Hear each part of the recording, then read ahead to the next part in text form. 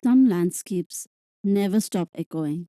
My father once served in Baramulla when the valley was both duty and danger.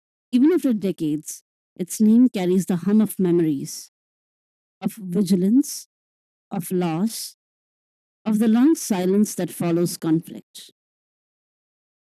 For me, Baramulla isn't just a place on the map, it's an inheritance of emotion, of questions I've carried since childhood. How does a land heal from years of violence? What happens to those who've protected it and to those who have lived beneath that protection? This film feels like a conversation between generations, the soldiers who remember and the children who try to understand. In this review, I'm not just analyzing a movie, I'm revisiting a memory, translating a pain into meaning. Baramulla, in that sense, is not a war story, it's the story of what survives when the guns go silent. In Baramulla, the Kashmir Valley is not just a backdrop, the valley is alive, the first witness to violence and the last keeper of its memory. It witnesses, judges, and remembers. It is not merely the setting of the story, it is the story. The spirits of those tied to its history of violence have been given permission by the valley to safeguard it. They take the children who are about to add to Baramulla's historical trauma by choosing the path of violence. Once it becomes clear a child has decided to move away from peace, either as stone pelters or child soldiers, a white tulip mysteriously shows up.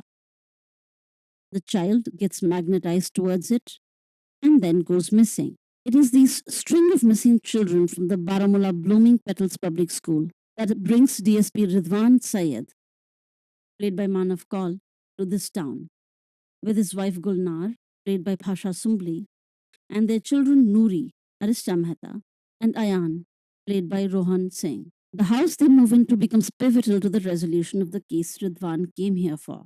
Already carrying the scars of a hostage rescue gone wrong, DSP Ridwan battles his inner demons, a fractured relationship with his daughter, and a difficult missing children's case. Manav Kaul does an exceptional job with his nuanced approach to this role. He presents an engrossing portrayal of a father's unspoken love for his daughter, his internal conflict at having taken a child's life as collateral damage to an otherwise successful operation, strained relationship with his wife when dealing with the crisis of losing their daughter to the same missing children's case he came here to investigate. Bhasha Sumbli plays Gulnar with poise and depth.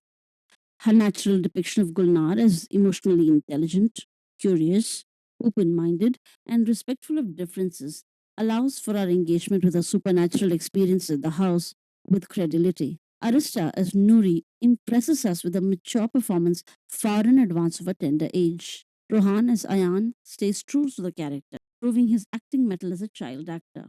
The secondary characters are absolutely enthralling in their understated performances that surprise us when the plot twist unfolds before us. What makes Baramulla so striking is its refusal to treat the supernatural as escape. The spirits here are not gothic, they are historical. They emerge not from fantasy but from trauma, as if the valley's soil, saturated with blood and longing, has begun to dream on behalf of the people. In these moments, Baramulla recalls how grief itself can become ecological, entrenched in homes, rooted in rivers, echoing through forests long after the dead are gone. The representation of spirits as black smoke that emerges from the landscape and then disappears into it underlines how a valley itself has granted them permission to move between two worlds. The moral logic of the film is built upon this idea that the valley has agency. It judges not by vengeance but by endurance. It is not a hasty killing of the bad guys or complete destruction of its enemies. The valley waits for the right opportunity before Gulnar kills Zainab. Its spirits release the children safely, exactly where they disappeared, after Zainab is eliminated. Those who destabilize its peace for political narratives are shown as transient. The only permanence belongs to those who love, who remember, and who stay. Amid this heavy history, Baramulla remains tender. Its gaze never hardens into cynicism. The valley, though scarred, protects its children.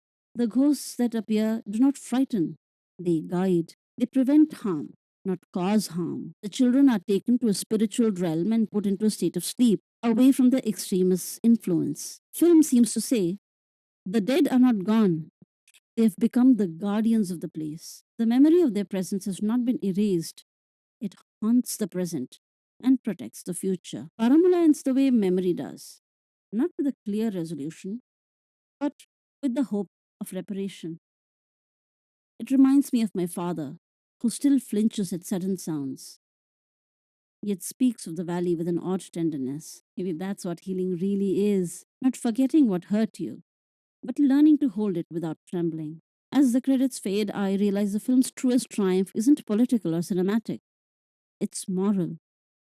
It restores the land's humanity, the right of every place to be remembered, not only for its wounds, but also for its will to begin again. We see the act of rebuilding when the Sayyids return the box of seashells Ayan finds at the house to Sharad, the sole survivor of the massacred Sapro family that originally inhabited the house. The concluding scene serves as a symbol of the right to return of those forcibly exiled, represented by the Sapros.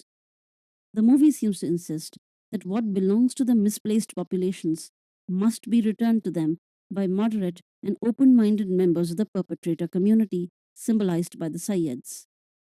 In the end, Baramulla is not about war, it's about return, a long, patient work of peace. And maybe that's why it stays with us, because every one of us, in some way, is still trying to come home.